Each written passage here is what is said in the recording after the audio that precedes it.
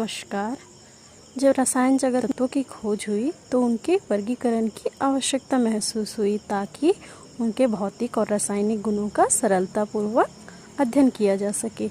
इस क्रम में अनेक वैज्ञानिकों ने अपना योगदान दिया, जैसे डेबोराइनर का त्रिक नियम, न्यूलैंड का अष्टक नियम, लोथर मेयर का आयतन वक्र नियम, मेंडलीव का आवर्त नियम और आधुनिक आवर्त नियम। उसमें से आधुनिक आवर्त नियम अत्यंत महत्वपूर्ण है। बाकी जो नियम थे उसमें कुछ न कुछ ऐसी खामियां थी जिसकी वजह से इन नियमों को मान्यता नहीं मिल सकी। आधुनिक आवर्त सारणी आधुनिक आवर्त नियम पर आधारित है, जिसे मोसले ने दिया था। मोसले के इसी नियम के द्वारा बोर ने आधुनिक आवर्त सारणी का प्रतिपादन किया, जो कि इस प्रकार से है। तो आइए जानने का ये प्रयास करते हैं कि आधुनिक आवर्त सारणी किस प्रकार से बना है, अर्थात उसकी संरचना कैसी है। आधुनिक आवर्त सारणी कुछ इस प्रकार की दिखाई देती है, जो कि दो चीज़ों से मिलकर बनी हुई है। एक है आवर्त और दूसरा है वर्ग। इस आवर्त सारणी में जो हॉरिजॉन्टल रोस है, या कह सकते हैं जो क्षैतिज पंक्तियाँ हैं, उन्हें हम क्या कहते हैं, आवर्त कहते हैं, जिसकी संख्या कितनी है, 7। जब हम आवर्त सारणी में आवर्त का अध्ययन करेंगे तब हम कैसे देखेंगे आवर्त सारणी को दाएं से बाएं की ओर। तो आवर्त में तत्वों को कैसे भरा गया है आवर्त सारणी में, पहले प्रथम आवर्त को पूर्ण किया गया है, फिर द्वितीय आवर्त को, तृतीय आवर्त को, चतुर्थ को, पांचवें फिफ्थ को, छठवें आवर्त को, फिर 7वें आवर्त को भरा गया है। इसी प्रकार हम देखते हैं वर्ग।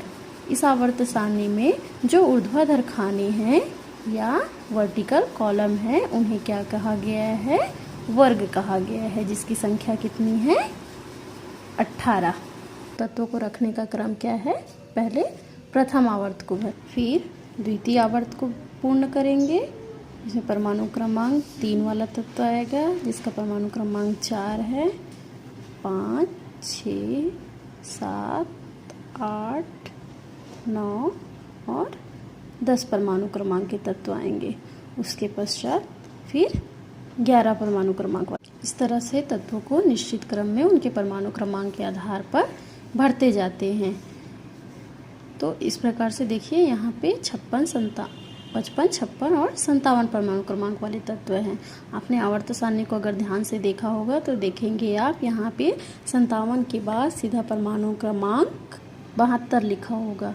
तो बीच के 58 से लेके 71 तक के, या 58 से लेके 71 तक के जो तत्व है वो कहाँ गए, तो उन तत्वों को अलग से रखा गया है, जिसे हम इस प्रकार से आवर्त सारणी में देखते हैं। तो नीचे एक बॉक्स बना हुआ रहता है जो 2 रो का रहता है, उसमें वो तत्व होंगे। आपने ध्यान दिया होगा तो देखिए, जो आवर्त सारणी है उसमें 58 से लेके 71 तक के जो तत्व होंगे वो नीचे इस तरह से आवर्त सारणी में लिखे होंगे।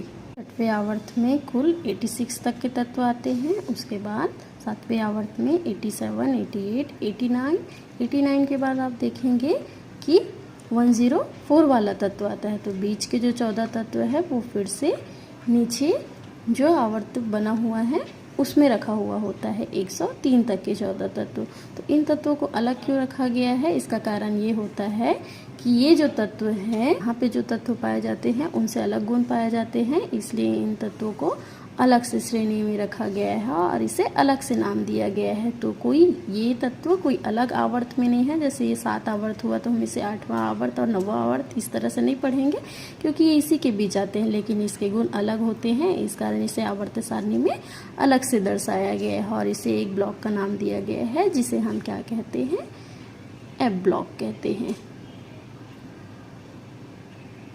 चूँकि ये तत्व आवर्त सारणी में 57 अर्थात लैंथेनम के बाद आते हैं, इसलिए प्रथम जो रो है उस वाले तत्वों को लैंथेनाइट तत्व कहा गया है, और 89 एक्टिनियम के बाद आने वाले तत्वों को एक्टिनाइट समूह कहा गया है, ताकि इन तत्वों को हम आसानी से पहचान सके कि ये तत्व अलग से आवर्त में ना होके इसी आवर्त सारणी के अंतर्गत आए जाने वाले तत्व हैं। अगर हम देखें कि एक आवर्त में, प्रथम आवर्त में कुल कितने तत्व हैं, तो कुल तत्वों की संख्या कितनी है, 2 है। उसी प्रकार द्वितीय आवर्त में कुल तत्वों की संख्या कितनी है? 8 है। तृतीय आवर्त में कुल तत्वों की संख्या 8 है। चतुर्थ आवर्त में कुल तत्वों की संख्या 18 है। पांचवें आवर्त में भी कुल तत्वों की संख्या 18 है, जबकि छठवें आवर्त में देखिए ये 18 तत्व और चूँकि ये जो तत्व है, ये जो 14 तत्व है वो इसी के बीच आते हैं, अतः हम इसको इसी में काउंट करेंगे और 14 और 18 तत्व टोटल कितने हो गए? 32 तत्व। तो छठवें आवर्त में कुल तत्वों की संख्या कितनी है? 32 है।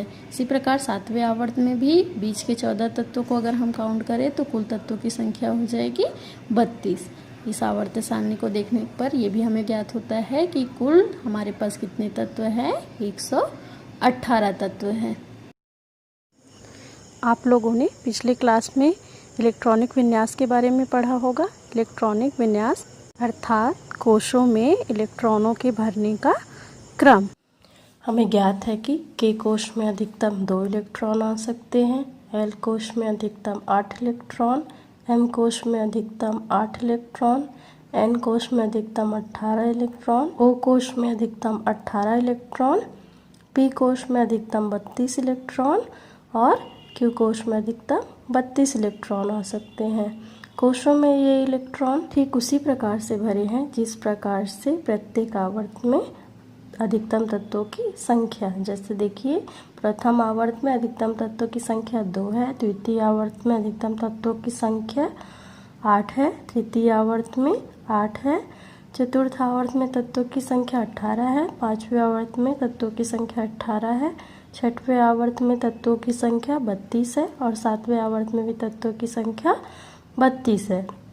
इस प्रकार कोशों में इलेक्ट्रॉन उसी क्रम में भरे जाते हैं जिस क्रम में आवर्त में अधिकतम तत्वों की संख्या।